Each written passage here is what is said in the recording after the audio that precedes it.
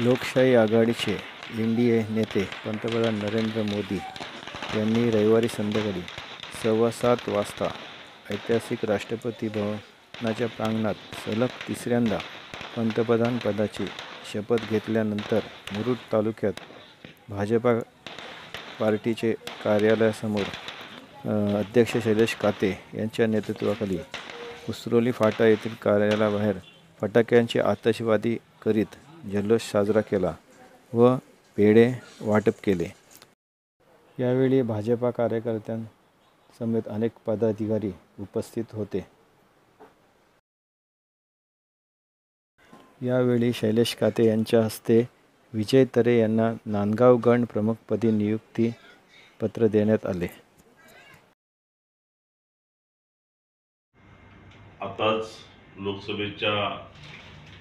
निवडणुकीचा जो काही निकाल आपल्या हाती आला आणि त्या निकालाच्या नंतर भारतीय जनता पार्टीला मिळालेलं यश अखंड देशभरामध्ये आणि त्या यशाचं पूर्ण एक आपण विचार केलं तर तिसऱ्यांदा सन्माननीय ह्या देशाचे कार्यसक्षम पंतप्रधान आदरणीय मोदी साहेब यांनी तिसऱ्यांदा काल शपथ घेतली आणि ह्या देशामध्ये खऱ्या अर्थानं नेतृत्व आणि नेतृत्वाबरोबर असलेलं एक चांगलं कर्तृत्व हे देशाला प्रगतीपथावर नेण्याचं काम सन्माननीय मोदी साहेब करत आहेत हे सर्व भारतवासियांना कळलेलं आहे आणि निश्चितपणाने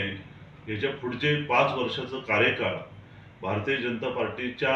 माध्यमातून सन्माननीय मोदी साहेब ह्या देशाला एक नवीन ऊर्जा एक नवीन ताकद निश्चितपणाने देतील। त्यांच्याबरोबर असलेले सर्व